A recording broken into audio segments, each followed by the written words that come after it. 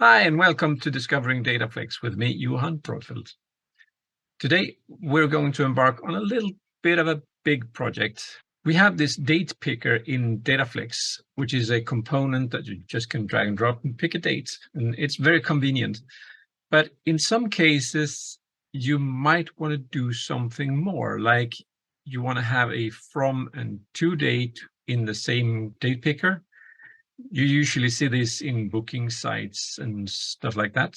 And I actually needed it for a holiday selection date picker so that you can select a date and say if it was a holiday or a special working day or something.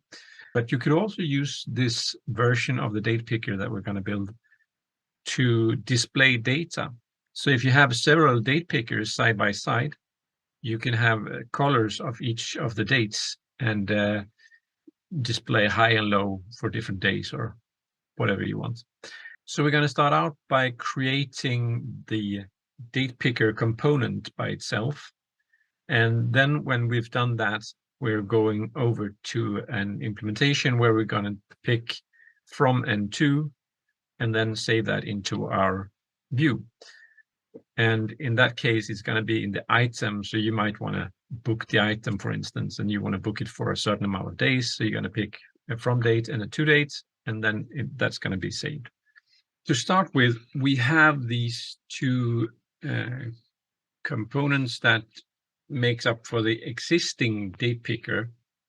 And since we want to extend on this one, we more or less want to make a new class that uses a lot of the things that already exist in the old one. In order to do that, we want to do a copy of the date picker files. So we're going to start with the source file, and we don't have the source files in here.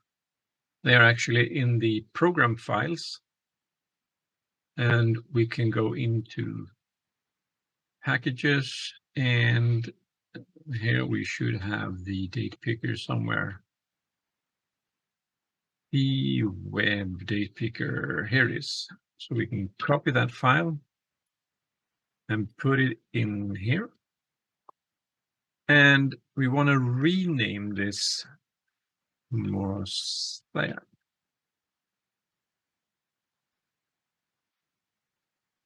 So now we have our package class.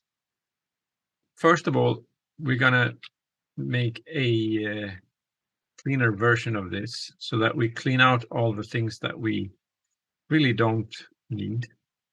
So we don't want these things. We don't need that. And method on date click, that's handled in the date picker, so we don't want to use that. And we don't want the date click there. So now we're stripped down to the bare minimum of this date picker. And we're going to do something similar to the date picker as well. We're actually going into the app HTML, df engine, df, and then we go to the web date picker. Web date picker, copying that one. And I'm going to create a new folder here. And df extended. You can call it whatever you like, but I'm just going to call it df extended. And then I'm going to paste this file here and call it Mosaic. And let's open that one. See what we need here. We want these constructors, but we don't want a lot of these things because most of these things, we're just going to use the things from the other class. And there is one procedure that I want to keep, and that is the one that creates the table.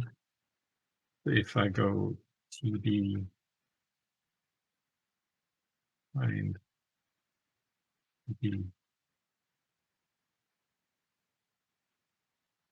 tr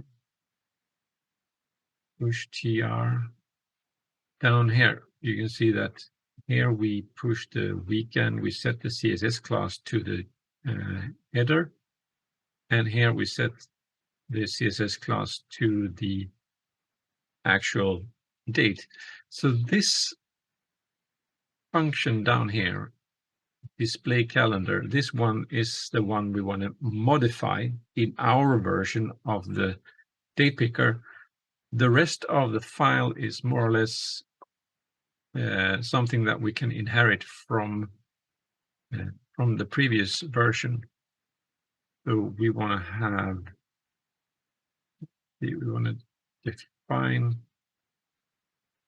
Datepicker. We don't care about that. We want to set the CSS class. Then there's not much else we want.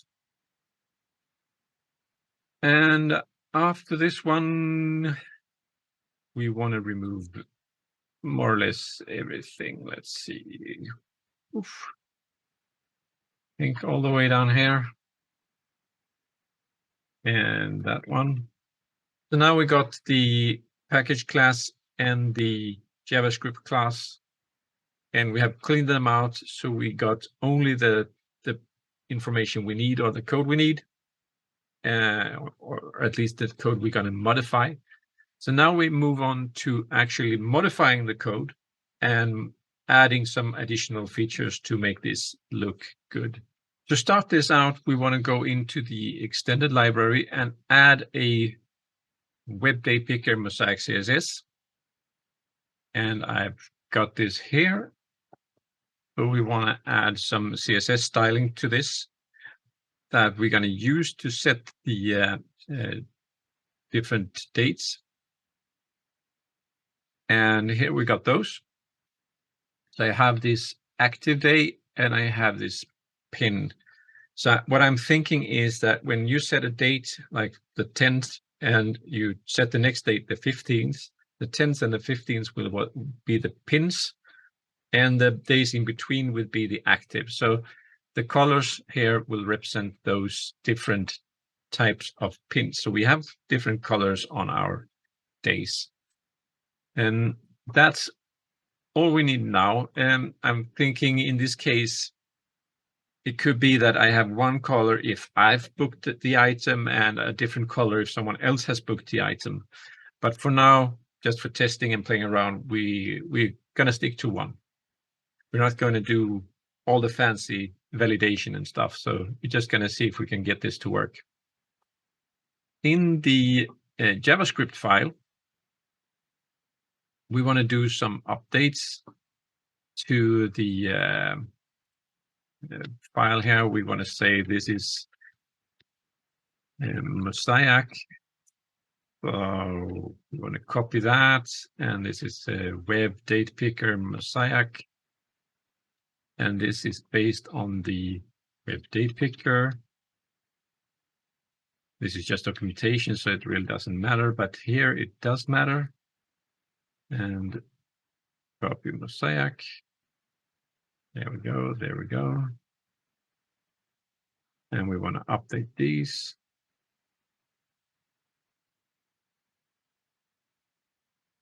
And let's see. I think Mosaic.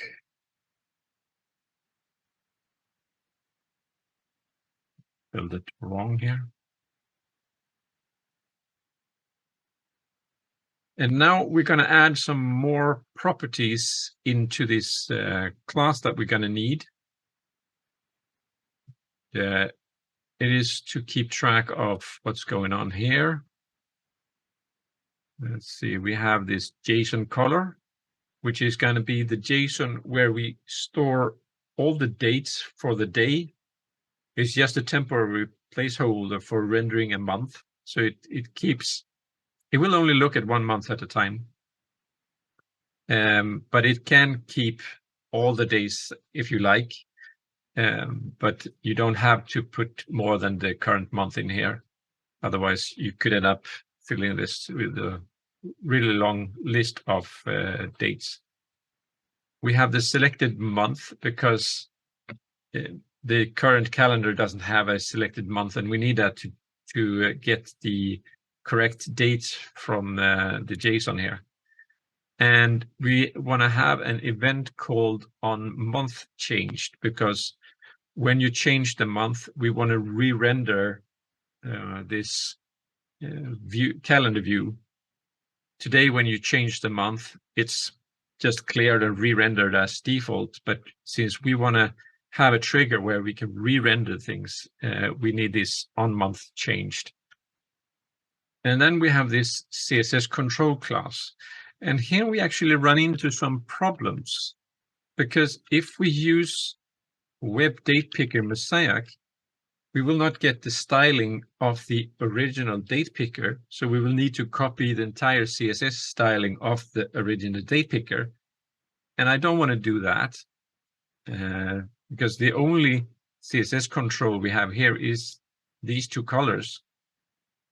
But if I remove this one and say that, oh, I want it to be the Datepicker, then I'm not going to get the colors of my Datepicker. So I have to add them in the general CSS styling, but I want to have it kind of in this component feeling. So I'm going to add both of them.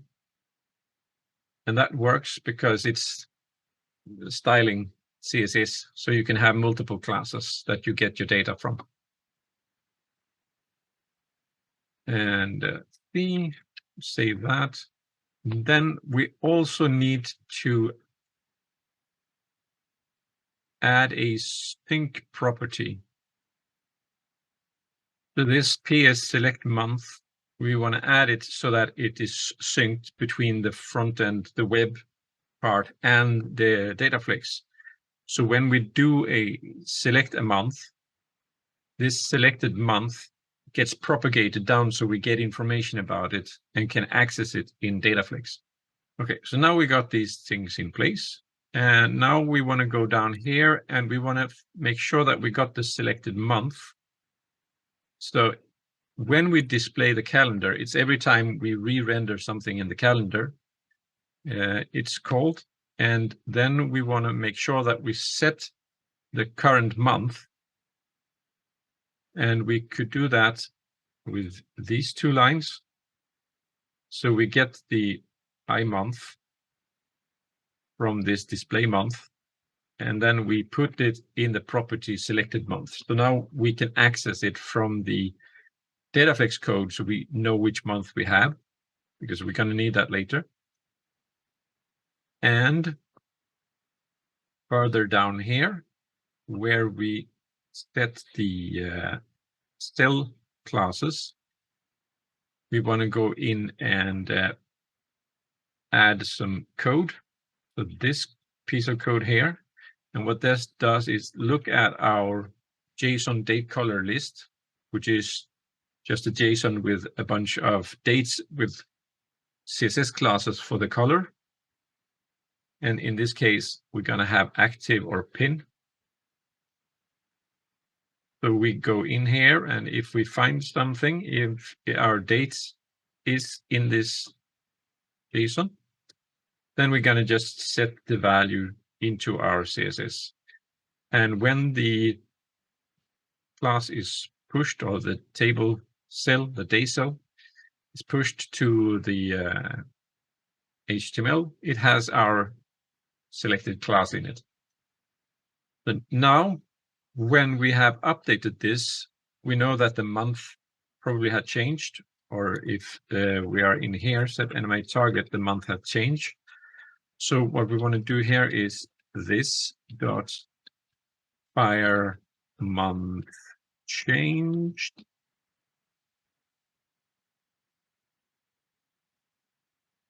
And here we want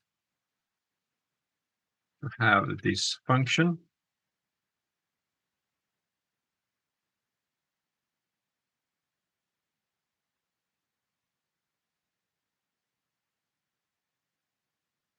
Like this.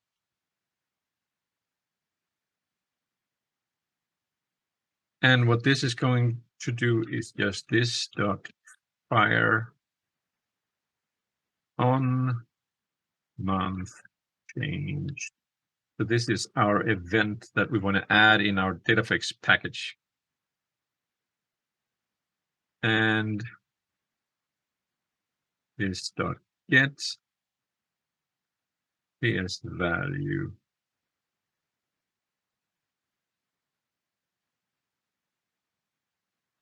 So then we also include the value of the selected month.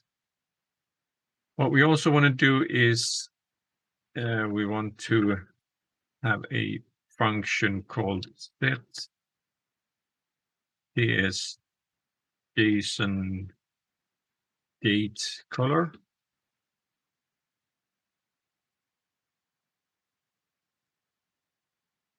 And that's the function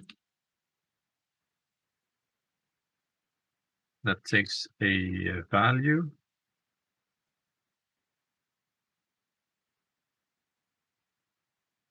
and it sets this PS JSON date colors is val, and then it will call this dot display calendar. So if we set the value of the color list, set these colors, then it's going to set the property and then re-render the calendar. So that's exactly what we want. And if not this dot the rendering,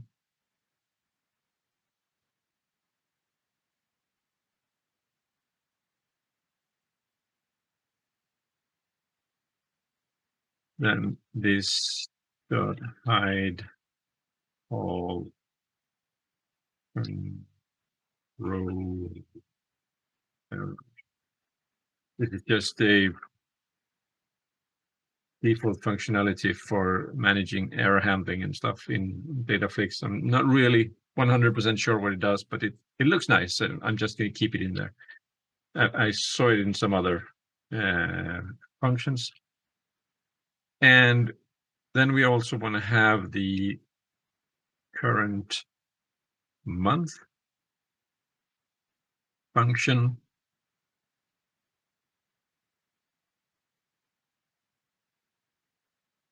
And generate dates year. This dot display year and month. This dot display month underscore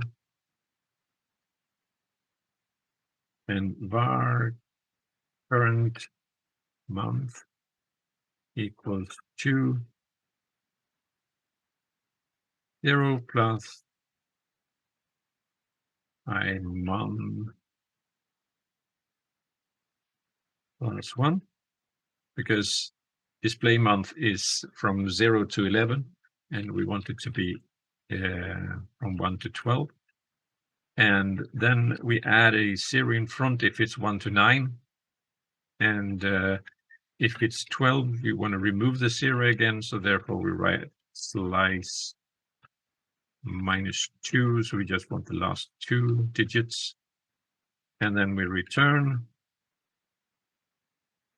the year plus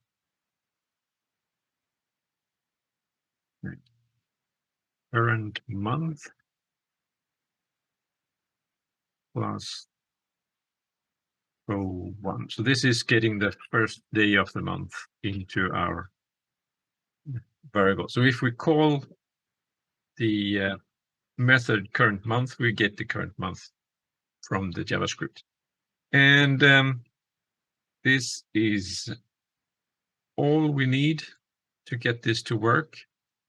Now that we have the CSS and JavaScript file, we want to include it into our index, and we do that by adding the following two lines, df extended JS and df extended CSS. And I just type this question mark v equals 1 because sometimes when you publish, the old version gets cached, and this is a really nice way to just make sure you just change the number here, and then you know that whoever is looking at this page get the latest version of the file.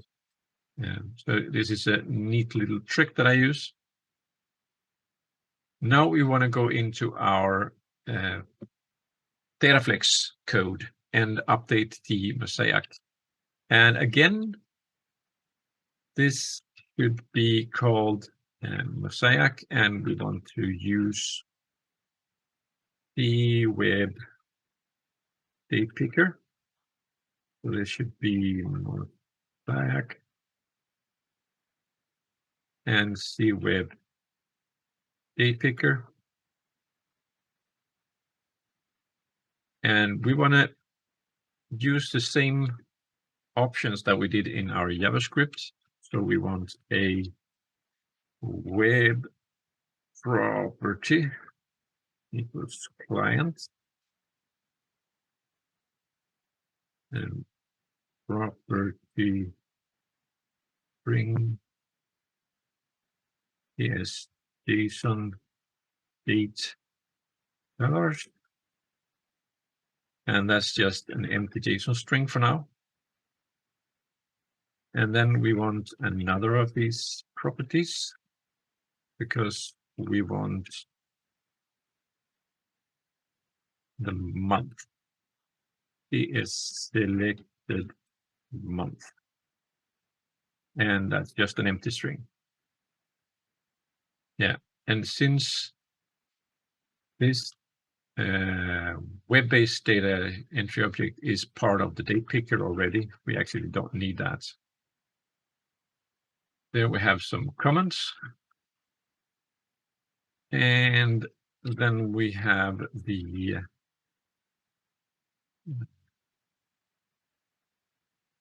web kind property boolean DB server on month changed, which is false by default. Oh, yeah. And we also have a client property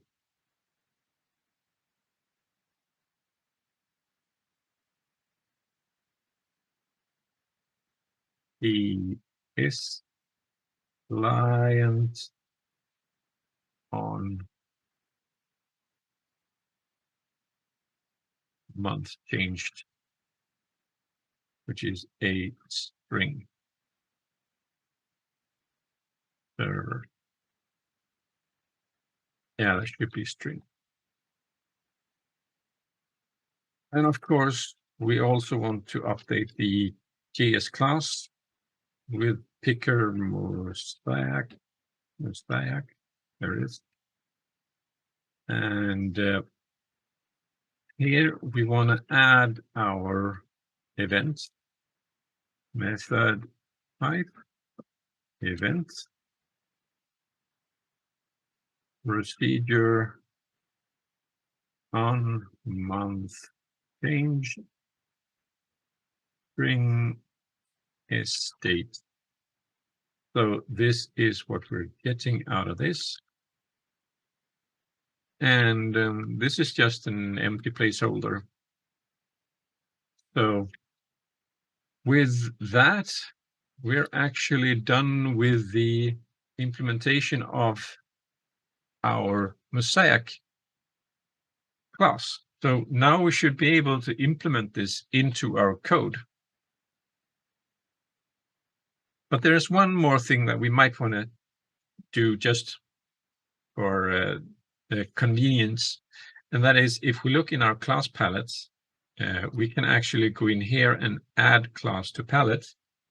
And it selects the Mosaic Datepicker, and we can actually go in and pick an icon if we like. Maybe we have some dates icons down here. Yeah. So now we have the Datepicker Mosaic right down here, along with the other ones. So we can go into our item view and just say that I want this Datepicker right in here. And we got this component for our Datepicker. So now we're going to move on into implementing the code that's going to be executed that updates this or uses this Mosaic Datepicker. So in order to get this to work, I have prepared a few things, and that's mainly in the database table. I actually added this booking table where I have a start and an end date and the item that we're going to relate to. And I also have a user ID, but we're not going to use that for now. So it's just a placeholder for future presentations. And of course, I also added it to the system table here. So I got the booking ID and can count them. And I think that's all for now. We can go back into our item view. And this, since it's a regular date picker, it works just like other date pickers. We have the show label. We can set that to false, and then it uses a little less space. But I want to put it besides this obsolescence. So I'm gonna drag in a web group, the web group here. Just move around some things. Put this one inside of that group.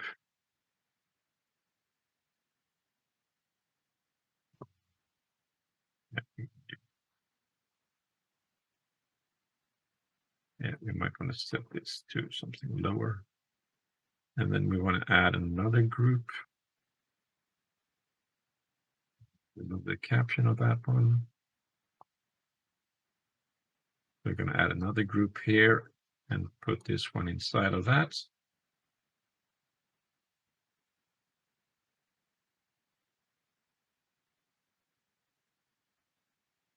And remove the caption on that one as well. And we want to make this a little bit smaller.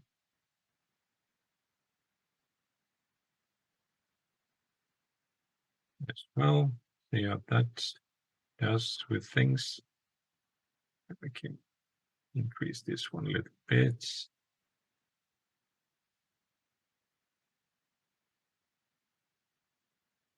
Yeah, there we go.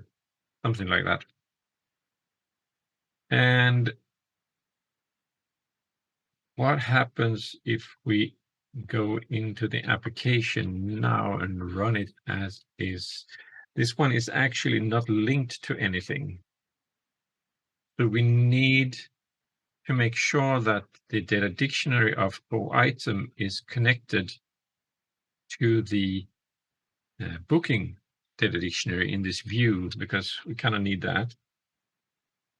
So we want to go into our data dictionary and add the booking data dictionary. And now we got some new things here. We got the Datepicker Mosaic, and we got the booking data dictionary. And if we go down here, we see that the booking data dictionary has been added. And we can also go down here. Here is our Datepicker. Yes. So now we got the components in place here. And we want to start by adding some properties that we need. And PP server on month changed to true. We want to enable that. And then we want to set PP server on change. No, PP server on date click to true. So that we can trigger that. And then we want new web properties, and these are specific web properties that I'm going to use for this view.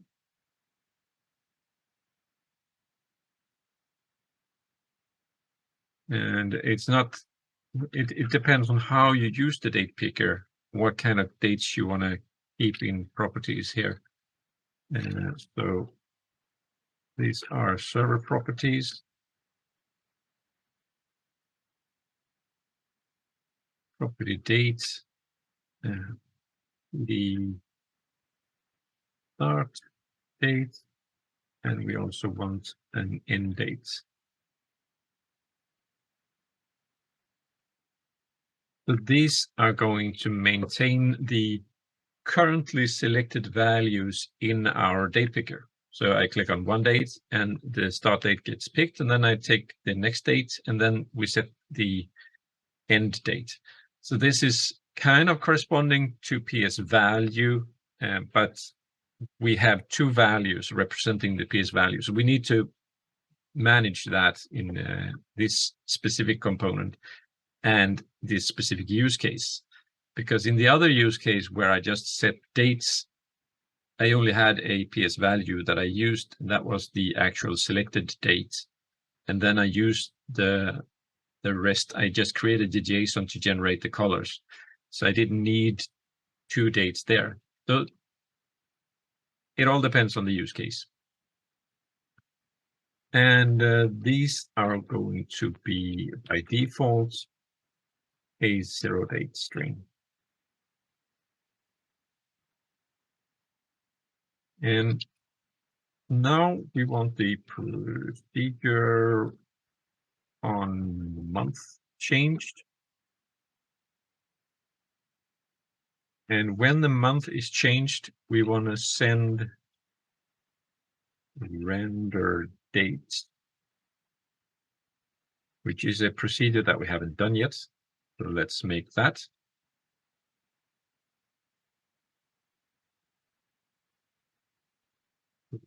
Procedure render dates.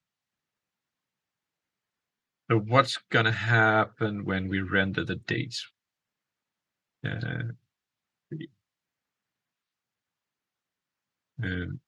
We want to look in the database to see what values we have.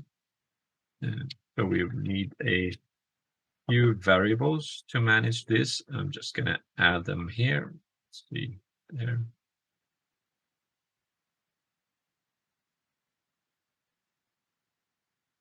This is not rocket science. It's just a few variables. And we need to get the current value of the item. So we have the item ID because we're going to use that when we look up in the database. Because when we shift from one item to another, we're going to re-render this information.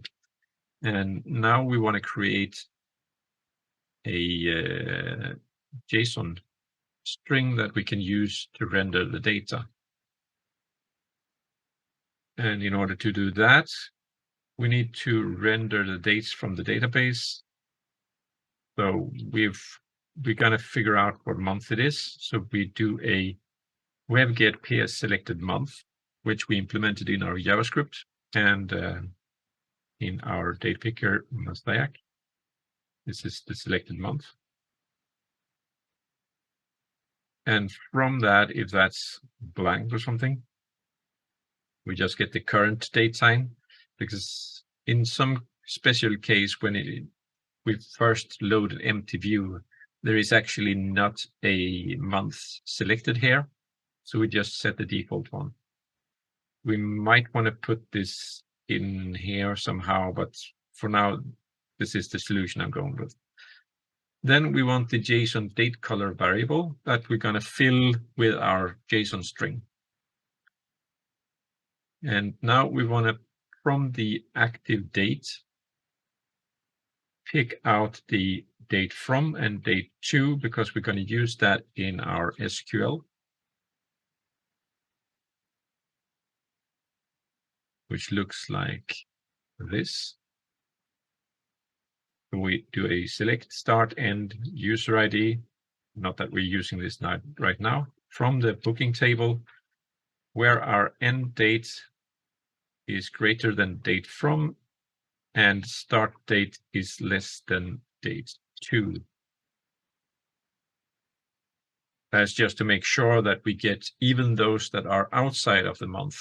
So if something starts in the previous month and ends in the current month, we want to get that. So that's why the end date has to be larger than within this month, and the start date of the last one need to be inside this month as well.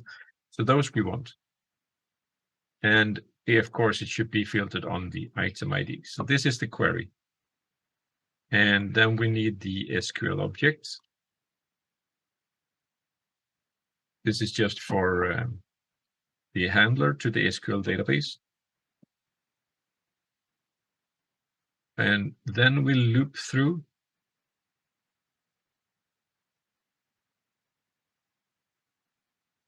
the data that we get back. We pick the start date and the end date, and we just render data sequence. And then we get the date colors, and this is actually a byref function. So we need this render data sequence procedure. We're going to see what that does. And here we have that. So it takes the JSON string byref, and it checks if we have some, if it's the first one and if it's valid. So it starts by moving the colors to a temp variable, because we want to update the temp variable, because if we update this one, it will be returned byref. So it will be updated automatically down here. And we don't want that, because while we're doing this loop, we might later want to do some validations to check if we're actually allowed to have it. It might be that we won't allow over weekends, or it might be that there's already a booking on that date, so we don't want to allow double bookings on dates, for instance. I'm not going to implement that right now in this video, but we might get to it in the future. But it's just a convenient thing to put it in a temp variable. And if our start date or end date are set to 0, like the properties we had up here, then they are not set, and we will just return blank. So then the string will not be updated anyway. And then we go through the dates, and if it's the first one, we set a pin, and if it's the active is same as the end date, then we also set its pin. Otherwise, we just call it active, and then we create this JSON string that we can use. We increment over the dates that has been selected, and then we set the date colors. So that's what's going on here. So we more or less just updates the string here, and that doesn't render anything. So when we've rendered all the information from the database, we want to go in and check the dates that we have selected. And in this case, we want to do the same again. So we want to render the sequence between these two dates. And again, if any one of them are set to 0, then we won't add anything. Otherwise, this will be added at the end of the JSON string. We will package this in these brackets and set the property of JSON date color to this JSON string. So now if we have some dates that has color, it will be set as a JSON string. Otherwise, this one will still be just an empty JSON object like this. So probably in here, in the Mosaic JSON where we actually create this, yeah, it's an empty JSON object by default. So it's going to look something like this. And in our case, we're going to have active and pin, depending on what the dates are. Now that we got that in place, when we click on a date, we want to make sure that if we click it and then click another one, we don't just want to move from one place to another. We actually want to make sure that if the start date is not set, we set the start date. And if the start date is set and the end date is not set, then this is a sequence so that we have a start and an end date.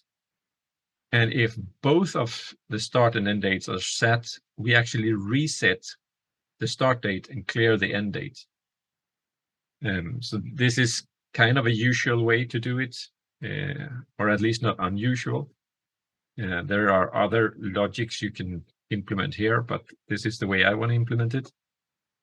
And this feature looks like this. So we have an on date click. We get the picked date. And then we get the property dates. And when check if the end date is blank or the start date is blank, then we just set the start dates and blank the end date. And otherwise, we set the end date. And then we return the properties.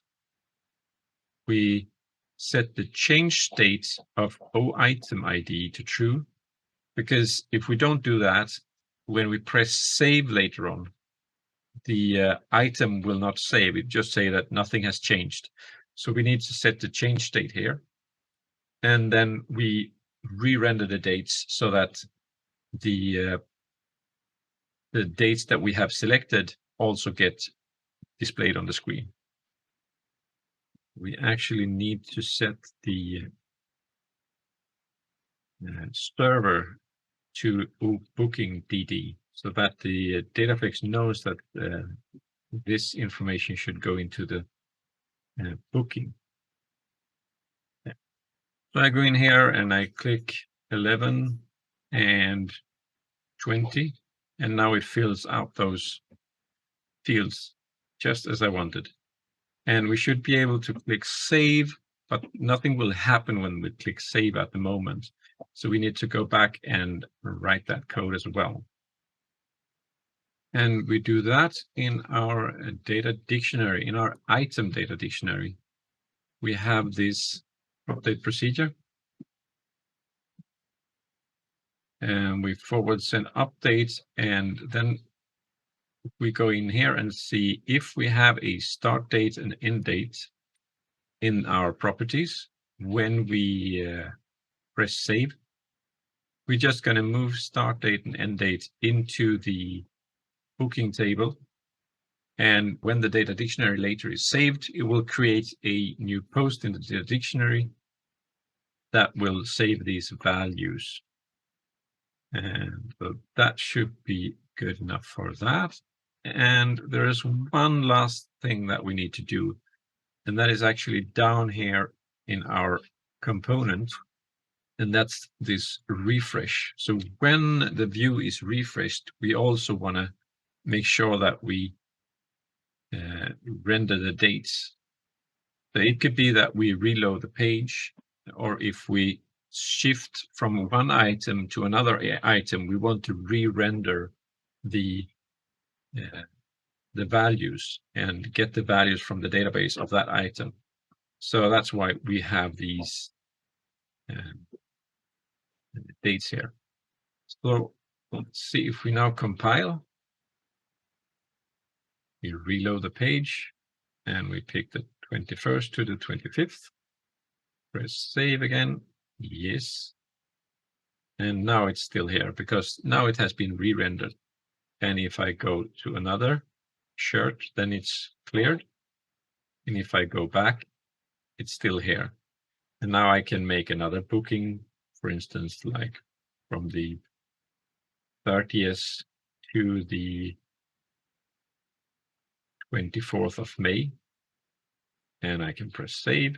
Yes. And we can see that the entire of April is booked until the 30th of March. And we can put a smaller one right up here and we can save that.